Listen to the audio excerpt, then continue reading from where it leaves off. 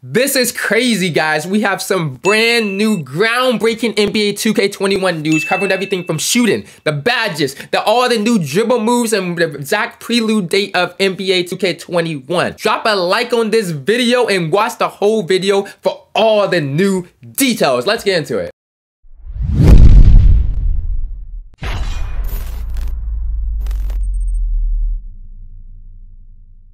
Yo, what's up, guys? It is PowerGotGame back with another video, and we have finally some major news in NBA 2K21. Now, shout out to the NBA 2K Reddit for sending me this and getting this leaked info early. But yesterday, the NBA 2K site posted this short kind of gameplay blog telling us a lot about gameplay in NBA 2K21. And this is on current gen, this is not really on next gen. So I'm gonna break it down, everything you guys need to know real quick, and we're gonna talk about it. So basically it says, what's up 2K community? It's been a roller coaster, and they want to get ready for the new year of 2K21. But the key thing you wanna look at right here is what they announced is, as we already know, NBA 2K21 is launching on September 4th for PS4, XBOX One, Switch, Stadia, and PC.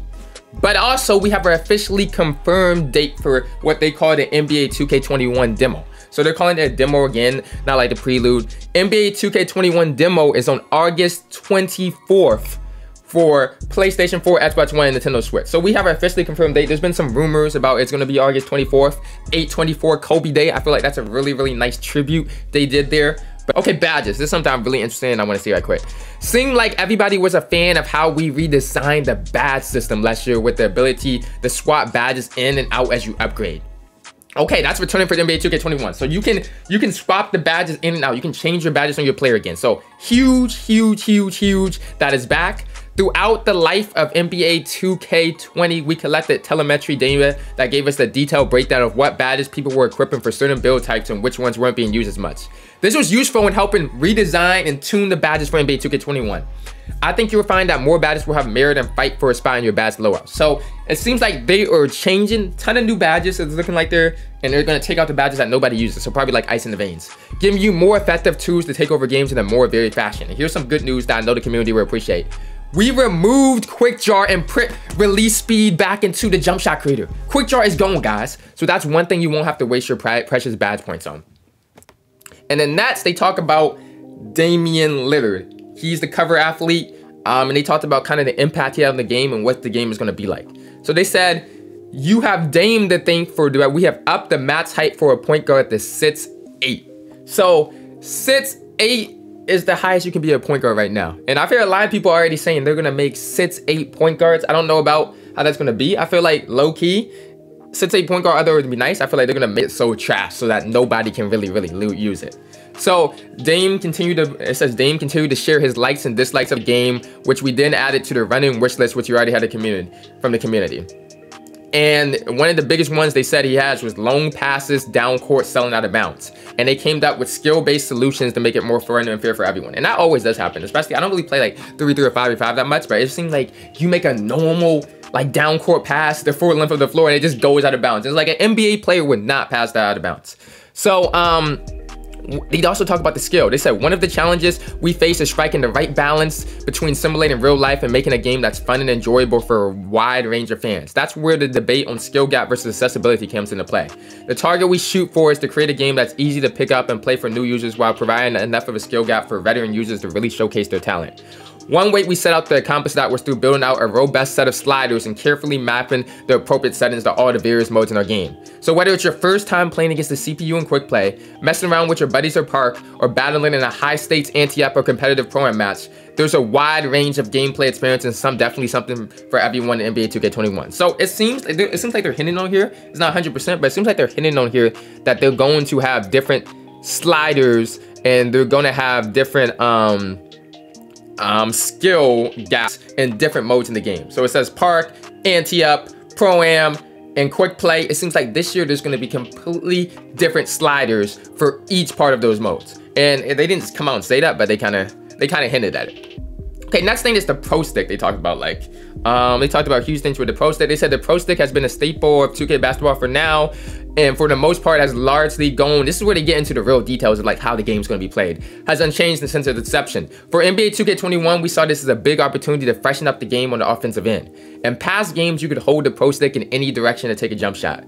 That was limiting us from utilizing the right stick as featured dribble stick. So this year we're making a pretty significant change to how the Pro Stick works. In a nutshell, hold RS down. So you can use this stick. I'm pretty sure that's like the right stick.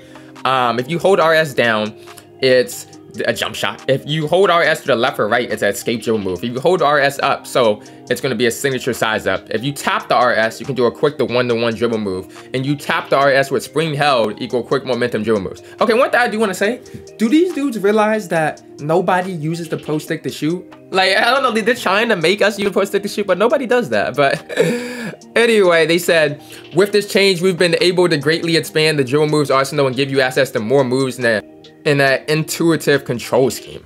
After a game or two will feel second nature and will have you breaking ankles in no time.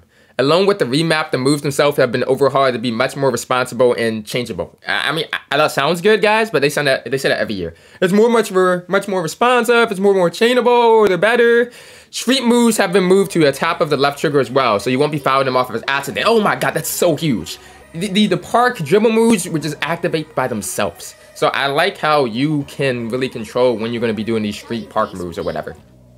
And for the NBA size ups, we've been adding new signature styles like Harden's around the leg dribble, or a new version of Kobe's dance, and Durant's patented hezzy cross. Another NBA legend, Nate Robinson, came in for motion capture this year and gave us some really unique moves I'll leave for you to find as well.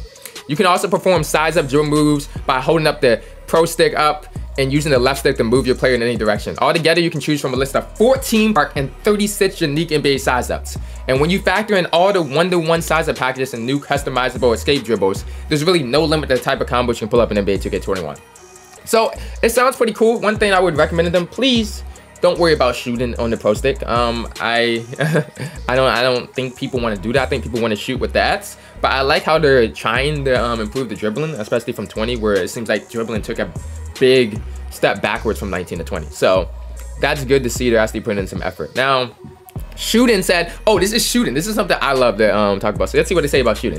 Dribble moves weren't the only thing that benefited from the Pro Stick upgrade. Oh god. Jump shot and finishing at the rims were a point of emphasis as well. Like, I like finishing with the rim with the stick. We really wanted to make scoring the basketball a skill from both the perimeter and the rim. So we brainstormed and prototyped a number of various shooting mechanics. Ooh, what they settled at is conceptually something similar we tried in NBA 2K17, shot stick aiming. So they're saying, guys, aiming didn't really work that well in NBA 2K17 because it was a bit buried. Didn't have much skill built into it and didn't give the user feedback. We took those learnings and used them to create a better solution this time around. For NBA 2K21, when you shoot with the Pro Stick, stop guys, stop. Nobody wants to shoot with the Pro Stick. The shot meter changes from a timing bar to a targeting system. So instead of trying to stop the shot meter when you reach the perfect release window, you adjust the Pro Stick in real time to hit the ideal center aim point. The target window resizes dynamically based on player ability, shooting range, and how well the shot's contested. And you can also shift the left or right based on the shot's degree of difficulty. That sounds really, really confusing, guys. And what I'm worried about here, before I go on, is I feel like they're trying to make the Pro Stick like the no shot meter. So like nobody used no shot meter, but now everybody uses no shot meter. I feel like they're trying to make everybody use the stick to shoot, because it's going to give you some kind of advantage. If you miss the target too far to the left, the shot will miss in that direction. And as I mentioned and above, with the new slider sets, even the slightest degree might be the difference between a make and an air ball in Hall of Fame, while it's quite more forgiving on the easier difficulties. You also won't be penalized for using the entire shooting motion design to find this sweet spot. In other words, you don't have to time your release when you're shooting with the Pro Stick. But if you want to take it to the next level and know your release, you can lock in your timing and aim by either centering the Pro Stick or by tapping one of the triggers when you reach the apex of the shot. The lock-in will be indicated by a brief flash on the shot meter. If you can time and aim well, you will give yourself the best chances at making the shot. So are like the best people in the game, the best shooters are all going to be these people that are using the shot meter and just like aiming their shot? Yeah, because that's what it kind of sounds like they're going to make it. They also said the aiming concept also applies to finishing layups, replicating the idea of having a good touch around the rim. So as you're driving, you can still hold the Pro Stick in any direction to start a layup, but this year you want to quickly swing the stick to move the aiming tick to the center of the target. Okay guys, this is where they're kind of going too far. We have to aim our layups? Like, what, if we misaim the layup, or I hope this is just a thing where it's like, okay, if you misaim it, you're still gonna make it. But I don't want to be, okay, I misaimed my layup and now I'm airballing a wide open layup as an NBA player. Like, there should be a skill gap on things, but I think they need to be careful about, okay, we're creating a skill gap on like just simple moves. Aiming layups well can help overcome shot contests and help you finish through contact. Personally, it has been hard for me to go back to the shot button after getting used to pro stick shooting. And because shooting with the stick offers a bit more complexity than just holding and releasing a button, it also carries a greater risk reward. Yeah, exactly what they're doing with no shot meter. If you can master shooting with the pro stick, you'll have a higher ceiling for getting greens and making tough shots. So I'm pretty sure it's going to be the shot method of choice for many competitive 2K players. But since I know some will ask, yes, there is an option to disable shot aiming if you really want to go back to last year's control. So the key thing I want to take around for this, what they're basically saying is, you know how not shot meter kind of increased your ability to get greens if you mastered it? It's going to be the same thing with the shot aiming in this pro stick. If you aim your shot with the stick, you're going to be able to green and shoot so much better than somebody just using the button. And that's something I'm kind of worried about because I don't like using the stick. I used to use it a long time ago, but it's kind of annoying. On the shooting and animation side, you can expect a plethora of new shot types, including Harden's unique 1-foot running fadeaway. And a quick note for all the park players, we've had over 40 new park jump shot landings, guys. We got 40 new park jump shots landings for you to show off when you hit the outside. And on the defensive end, you can expect the most stronger presence from bigs. That's so huge because the inside defense in this game has been trash for a while. And that's why the post scorers can just post hook every single time. Block targeting has been improved, so it'll be easier to send weak shots back, and we've loaded up more coverage for contact in the paint. To slow down overpowered moves like last year's hop step layup. Yeah, the hop step layup, the post hook, all those shots that's inside you just automatically make. That's so huge right there. So we got a little two more things. So motion styles, it says last year we included signature dribble styles, which gave Magic Johnson his unique upcourt waddle, Steve Nash finger licks, and more. This upgrade has now made its way into the defensive end with signature defensive motion styles. Here's the list of players you can model your move after. So the list of players you can model your move after is Giannis, Russell, Westbrook, LeBron, Kawhi, Pat Beverly, and Andre Iguodala, Draymond Green. In addition to this, movement has undergone several refinements, both with the ball and without, to provide a more consistent and responsive feel on the sticks. So just improve like the motion styles and everything. And then right here, Mike Wang is going to close it. He says, as always, I want to give a huge shout out to all the gameplay engineers and producers, as well as the talented team at VC South. The future is very bright for 2K fans. Blah, blah, blah. NBA 2K has always been a collaboration between the most passionate fans and dedicated developers in the industry. So he just wraps it up. That's Mike Wang.